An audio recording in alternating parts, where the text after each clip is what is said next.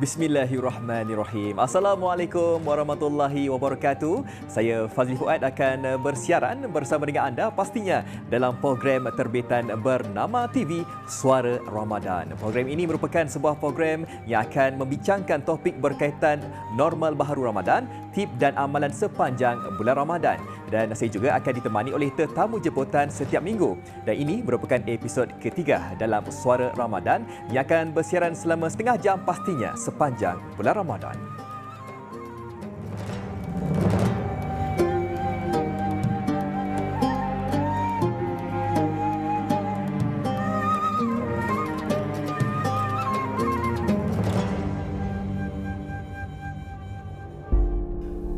Ramadan ini Ramadan istimewa. Bukan seperti Ramadan sebelumnya. Kita menyemai ibadah, memburu redha ilahi, mendulang pahala, menebar kebaikan. Wahai Allah, dengarkanlah suara kami dalam munajat ini. Hati bersyukur direzekikan bertemu Ramadan ini. Nafas menjadi tasbih. Tidur menjadi ibadah. Amal kebaikan dan doa dikabulkan. Rezeki mengalir deras. Ya Rabb, kami mengadu atas apa yang terjadi di bumi sekarang. Angkatlah makhluk-Mu yang bernama COVID-19 dari bumi ini agar kami kembali bersatu, berjamaah bersilaturahim. Jadikan hati kami khusyuk di bulan Ramadan, mendulang pahala di bulan Ramadan.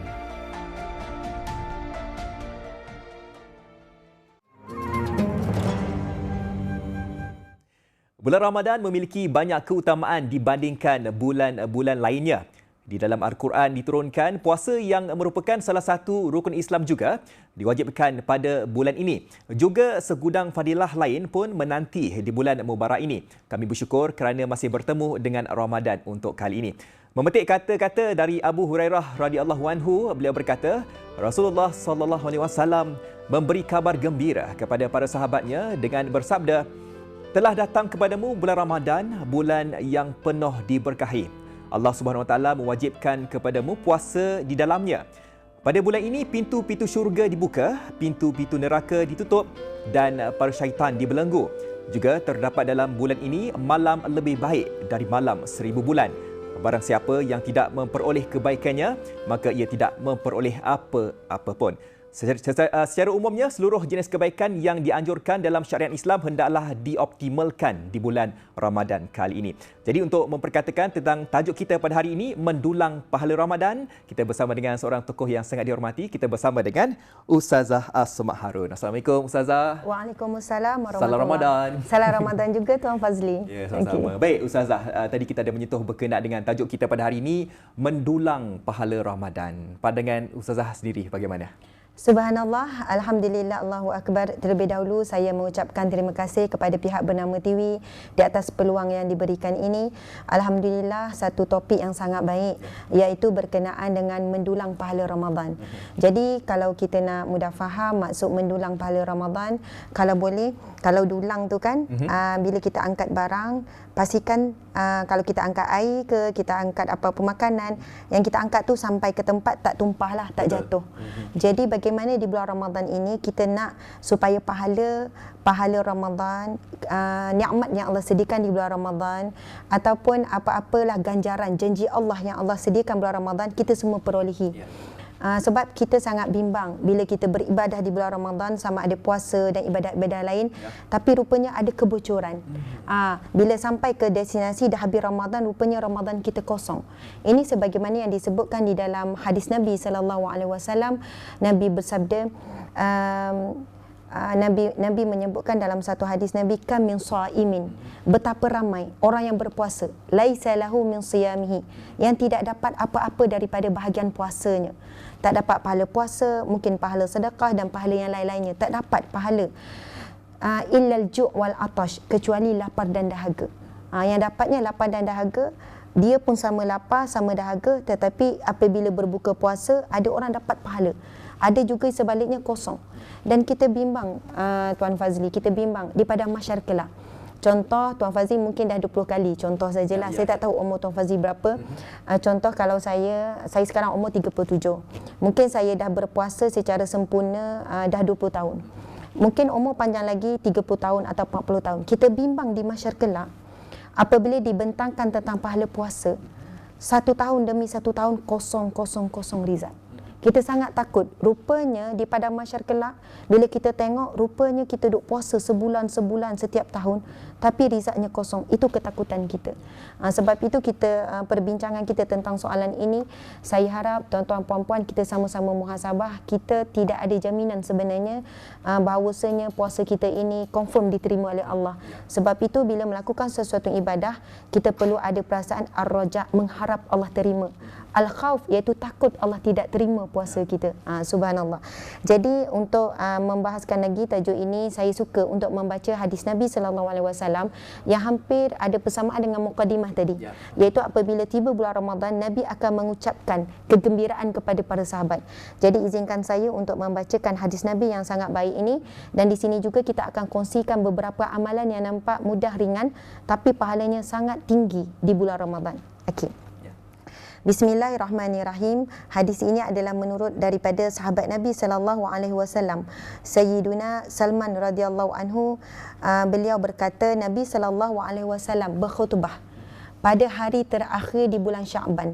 Yang maksudnya itu adalah hari yang terakhir sebelum Ramadan, hari terakhir di bulan Sya'ban, yang bermaksud, telah datang kepada kamu suatu bulan yang agung lagi diberkati, bulan yang puasanya dijadikan Allah Subhanahu wa taala sebagai suatu kefarduan dan menghidupkan malamnya sebagai suatu perkara sunat. Bulan yang mengandungi satu malam yang lebih baik daripada 1000 bulan. Kita tahu itu bulan malam Lailatul Qadar. Sesiapa yang mendekatkan diri kepada Allah di bulan ini dengan melakukan apa sahaja kebaikan, maka pahalanya seperti melakukan satu kefarduan di bulan yang lain. Ya, subhanallah. Kita melakukan apa jua kebaikan di bulan Ramadan, pahalanya Allah akan lipat gandakan umpama pahala amalan fardu. Contoh amalan fardu apa dia? Solat, zakat. Amalan fardu lain haji. Maksudnya amalan-amalan kewajipan. Jadi umum dalam hadis ini Nabi sebutkan apa saja amalan kebaikan, bukan semestinya solat sunat, tapi kebaikan. Contohnya seorang isteri melakukan kebaikan terhadap suami, terhadap anak. Seorang suami melakukan kebaikan, anak-anak dan sebagainya. Isteri memasak, menyediakan makanan berbuka, suami bantu uruskan anak, apa jua kebaikan, membantu orang susah, memberi senyuman, memberi kebaikan kepada orang melalui tulisan-tulisan di FB dan sebagainya, akan dilipat gandakan seumpama amalan fardu. Manakala sesiapa yang melakukan sesuatu kefarduan di bulan ini, maka ganjarannya seperti melakukan 70 kefarduan di bulan yang lain. Subhanallah. Digandakan 70 kefarduan. Sebab itu kadang-kadang tanpa kita sedar, minta maaflah saya sebut, kadang-kadang kita di bulan Ramadan kita bagi tumpuan kepada amalan sunat. Kita fokus kepada solat sunat tarawih, memang perlu, memang bagus. Fokus pada qiyamul lail, tapi kita tidak menjaga betul-betul tentang solat fardu. Sebab itu di bulan Ramadan tolong kita beri perhatian kepada solat fardu 5 waktu. Maksudnya lebih menyempurnakan lagi. Contohnya kita solat di awal waktu, kita fokus, cuba berusaha untuk solat waktu. Sebab apa? Sekali kita solat zuhur di bulan Ramadan umpama seperti 70 kali solat zuhur. Sekali solat asar umpama seperti 70 kali solat asar. Jadi kita kena beri perhatian, kita cuba sebaiknya untuk menunaikan perkara fardu di bulan Ramadan. Contoh yang lain adalah zakat. Jadi cuba di bulan Ramadan ini tunaikan zakat sebab akan digandakan 70 kali. Okey, baik Ustazah. Okay, subhanallah. Subhanallah. Kejap lagi kita sambung lagi Ustazah ya. Okay. Mungkin banyak lagi yang Ustazah nak kongsikan bersama dengan penonton Suara Ramadan, tapi untuk waktu ini kita nak berhenti berehat seketika. Anda jangan ke mana-mana.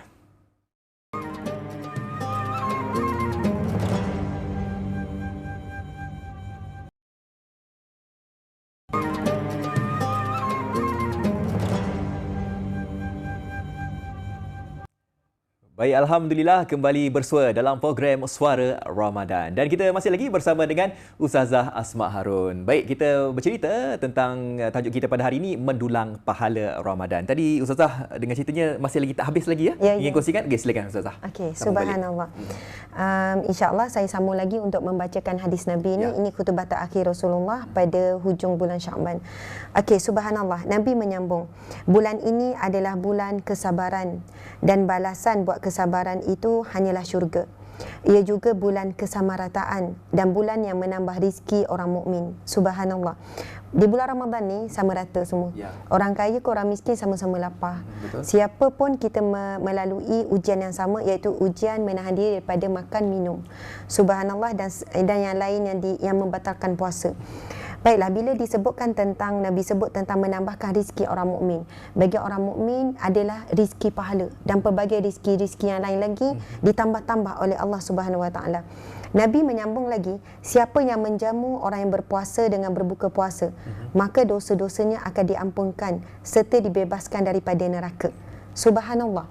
Siapa yang menjamu orang lain berpuasa dengan berbuka puasa akan diampunkan Allah, akan diampunkan Allah serta bebas daripada api neraka.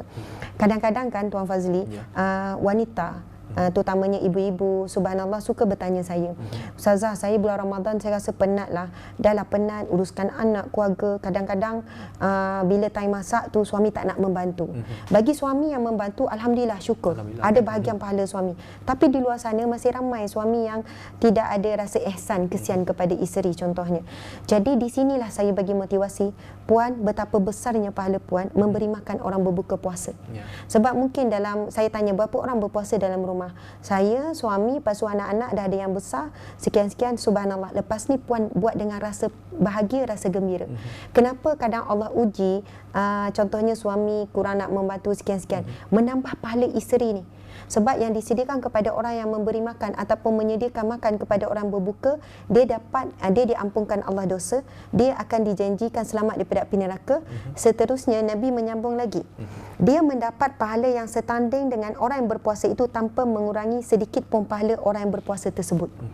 Jadi kalaulah dalam rumah dia tu 5 orang berbuka puasa, dia yang menyediakan, maka ketika saat berbuka puasa, dia puasa seorang tapi dia sebenarnya dapat pahala 6 orang berpuasa. Ialah pahala dia sendiri dan pahala 5 orang lain lagi dalam keluarganya itu berpuasa. Kalaulah seorang suami memahami perkara yang sama, jadi mungkin suami pun kata, esok saya nak masak. Esok tak ada, saya nak masak. Mungkin suami isteri akan berebut, tak apa, saya nak sediakan. Sebab demi untuk mendapat pahala orang lain berpuasa.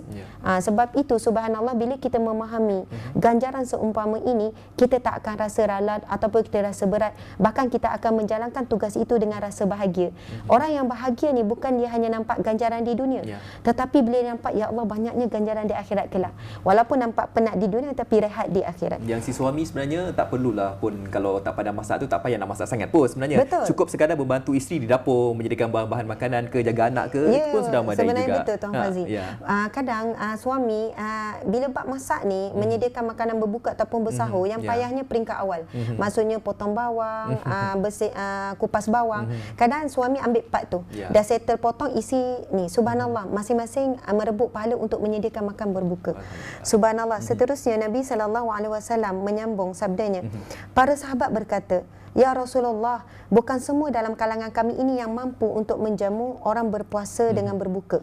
Subhanallah. Maksudnya ada sahabat yang miskin, yang susah. Bila dengar Nabi suruh jamu orang berbuka, lalu sahabat yang miskin kata, ya Rasulullah, kami ini orang yang susah, bukan semua orang mampu. Lalu apa jawapan Rasulullah? Baginda SAW bersabda, Allah Subhanahu Wa Taala menganugerahkan pahala ini buat orang yang menjamu, orang yang berpuasa dengan berbuka, walaupun hanya sekadar seteguk susu atau air atau sebiji kurma.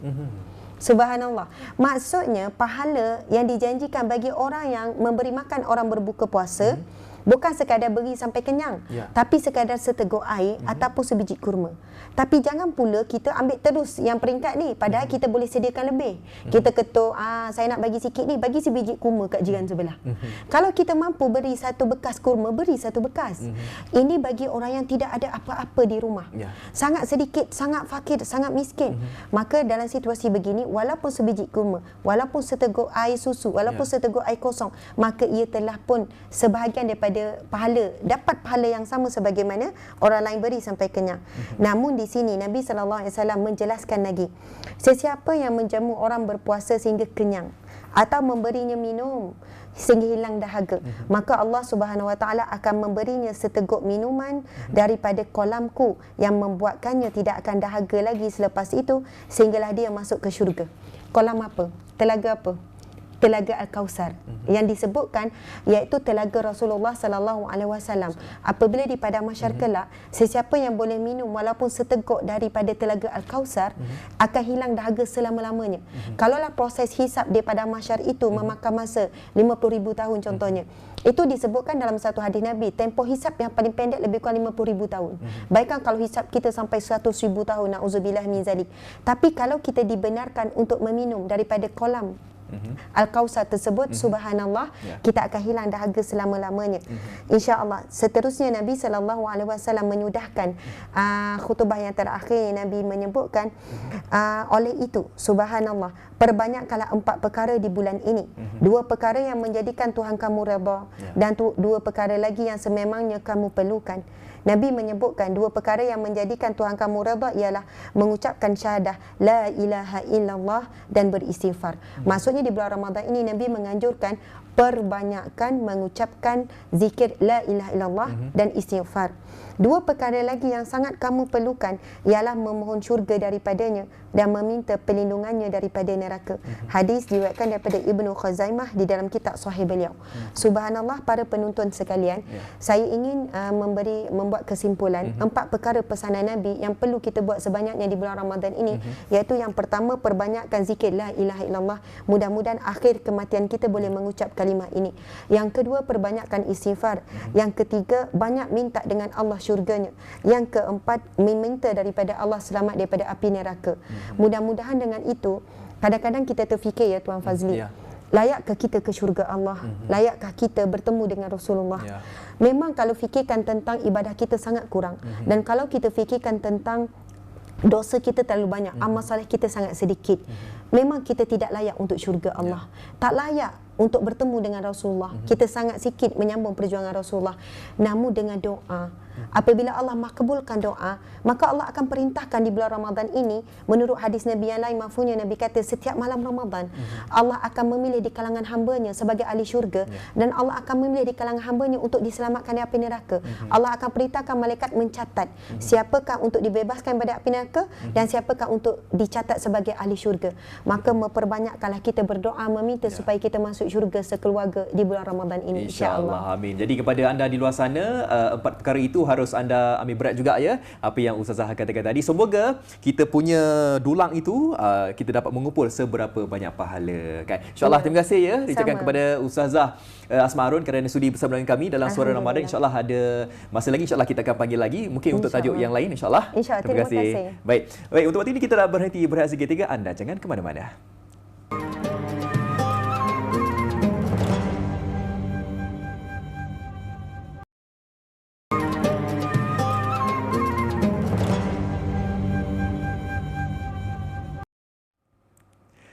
Baik, anda masih lagi bersama dengan saya, Fazli Fuad, dalam program Suara Ramadan, dan ini merupakan segmen kami yang terakhir. Jadi seperti biasa, di segmen ini kami akan membawakan kepada anda info berkaitan dengan puasa.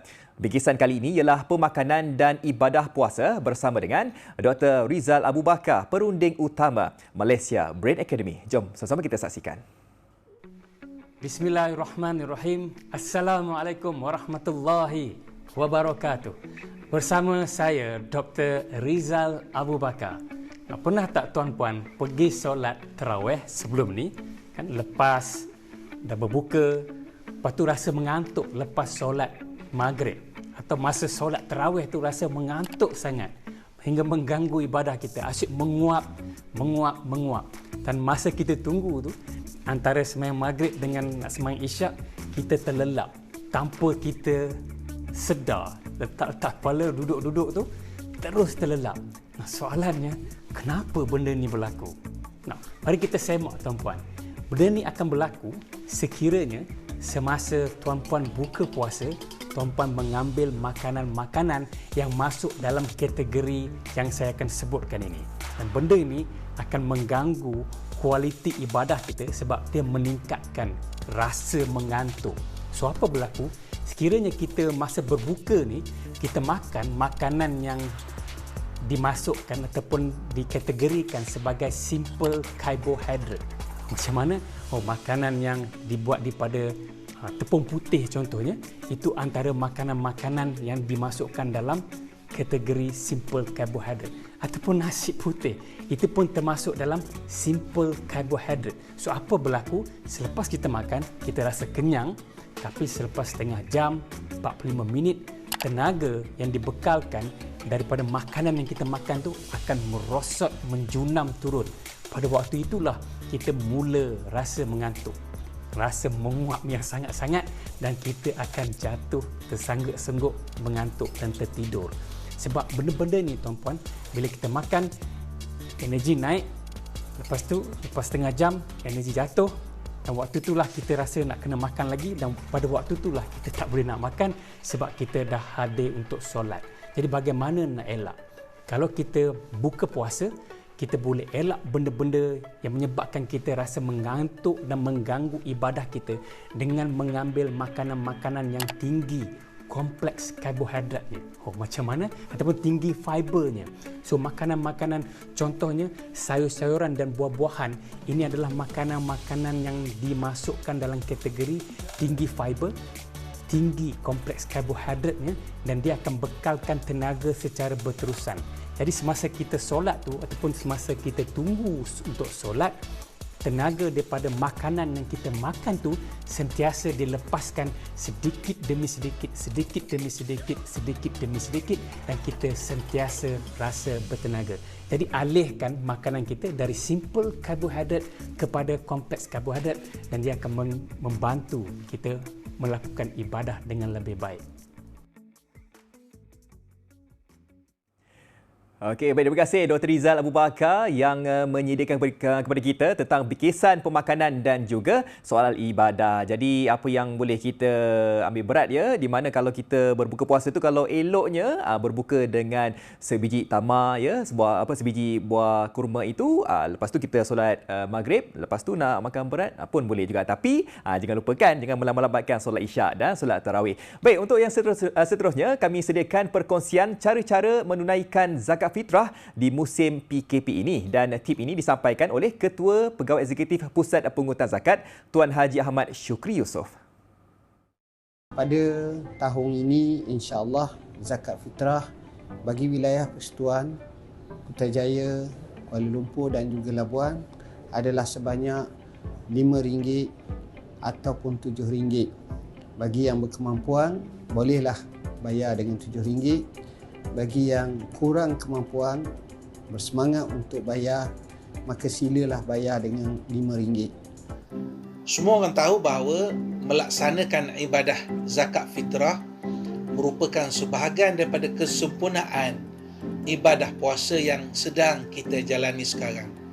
Persoalan yang timbul di kalangan masyarakat Islam ialah bagaimanakah cara terbaik yang perlu kita buat dalam suasana PKP, dalam suasana sekarang, untuk kita melaksanakan ibadah zakat fitrah kita, dan kita bayar zakat fitrah itu kepada pihak yang berwajib, kepada pihak yang mempunyai otoriti. Maka antara pilihan yang ada ialah masyarakat Islam boleh membayar di pusat pungutan zakat secara di talian ataupun secara online di fitrah.zakat.com.my. Dan kami fikir ini merupakan cara yang sangat mudah untuk anda untuk melaksanakan kewajipan yang diwajibkan oleh Allah Subhanahu Wa Taala. Di samping itu juga, bagi yang ingin melaksanakan ibadah zakat harta, boleh juga dalam suasana Ramadan sekarang untuk mendapat keberkatan Ramadan, kebaikan dalam bulan Ramadan, untuk melaksanakan bayaran zakat harta di zakat.com.my. Mudah-mudahan insya-Allah Ramadan yang kita lalui ini, kita mendapat rahmat, kita mendapat kasih sayang dari Allah Subhanahu Wa Taala. Baik, itu dia tadi cara-cara untuk kita membayar zakat fitrah menerusi dalam talian. Sebab kita dalam fasa PKP memang tak boleh keluar dan sebagainya. Pembayaran dilakukan secara dalam talian. Baik, kita sudah pun berada di akhir rancangan Suara Ramadan. Teruskan bersama kami di minggu depan pada waktu yang sama pastinya di Bernama TV. Salam hormat, Assalamualaikum dan salam Suara Ramadan.